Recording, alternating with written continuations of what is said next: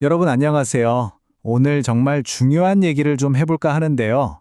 바로 수많은 직장인들의 월급 봉투에 직접적인 영향을 미칠 수 있는 그야말로 판도를 뒤흔든 대법원의 임금 피크제 판결에 대한 이야기입니다. 제가 여러분께 바로 한번 여쭤볼게요. 그냥 나이가 많다는 이유만으로 월급을 깎는 거, 이거 공정하다고 생각하세요? 이 질문이요, 오늘 이야기의 가장 핵심적인 부분입니다.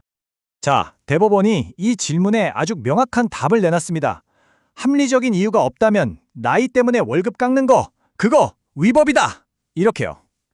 이 한마디가요, 지금까지의 관행을 그야말로 뿌리째 흔들고 있는 겁니다. 아니 근데 이 판결이 왜 이렇게까지 직장을 뒤흔드냐고요? 이게 그냥 임금 피크제, 이 제도 하나만 딱 꼬집은 게 아니거든요. 그게 아니라 나이를 이유로 차별하면 안 된다는 우리 고령자 고용법의 가장 기본 원칙을 다시 한번 꽝 하고 확인시켜준 정말 근본적인 결정이기 때문입니다. 자, 그럼 본격적으로 들어가기 전에 임금 피크제, 이게 도대체 뭔지부터 간단하게 짚고 넘어갈게요. 아마 다들 아시겠지만 쉽게 말해서 회사가 정년까지는 고용을 보장해 줄 테니 대신 특정 나이가 되면 월급을 조금씩 깎자, 뭐 이런 제도라고 보시면 됩니다. 근데 이번 판결이 진짜 강력한 이유가 바로 이겁니다. 설령 회사랑 직원들이 합의를 했다고 해도, 그러니까 단체 협약 같은 게 있었다고 쳐도 합리적인 이유 없이 나이로 차별하는 거면 그 합의 자체가 무효다. 이렇게 못을 박아버린 거죠. 대단하죠?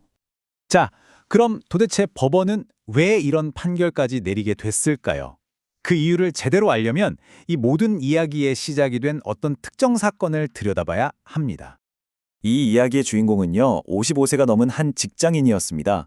바로 이분의 이야기가 그냥 법정에서 오가던 딱딱한 논쟁을 우리 모두의 현실 문제로 확 끌고 들어온 거죠. 상황을 한번 보세요. 이분 업무 성과요? 계속해서 좋았어요. 하던 일이요? 바뀐 게 하나도 없어요. 그런데도 딱 하나, 나이가 많다는 그 이유만으로 월급이 뭉텅 깎여 나간 겁니다. 이게 말이 되나요? 얼마나 깎였냐면요. 월급이 최대 283만 원까지 삭감됐습니다.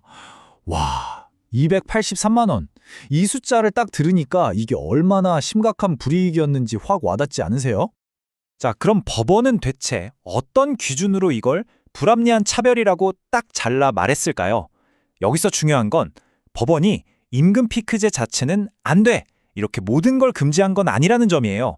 대신 이게 공정한지 아닌지를 따져볼 수 있는 일종의 체크리스트 같은 4가지 기준을 제시했습니다.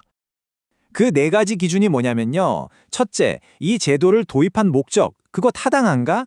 예를 들어 정년 연장 같은 거요. 둘째, 그래서 월급을 깎는데 그 깎는 정도가 너무 심한 건 아닌가? 셋째, 월급 깎는 대신에 일하는 시간을 줄여준다거나 하는 보상은 제대로 해줬나? 그리고 마지막 넷째, 그렇게 아낀 돈 엉뚱한 데 쓴 거 아니고 진짜 청년 채용 같은 좋은 데 썼나? 이 4가지 질문에 회사가 네, 그렇습니다 하고 합리적으로 대답할 수 있어야 한다는 거예요. 결국 이 모든 기준을 꿰뚫는 핵심은 딱 하나입니다. 뭐냐면 일방적으로 뺏기만 하는 제도는 안 된다는 거. 뭔가 주는 게 있으면 받는 것도 있어야 하는 그런 공정한 기브앤테이크가 있어야 한다는 말이죠.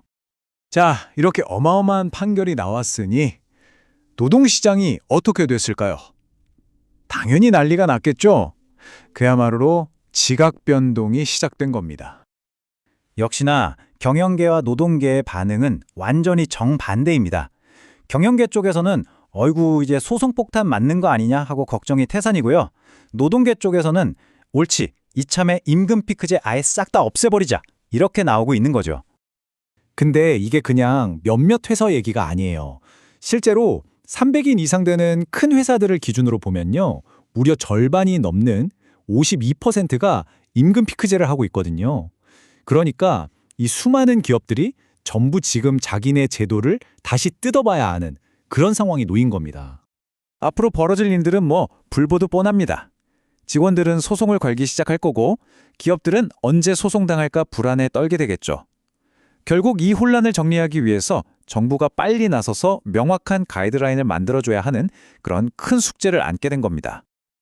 자, 그럼 이 복잡하고 혼란스러운 상황에서 해결책은 없는 걸까요? 우리가 앞으로 나아가야 할 길은 과연 어디일까요?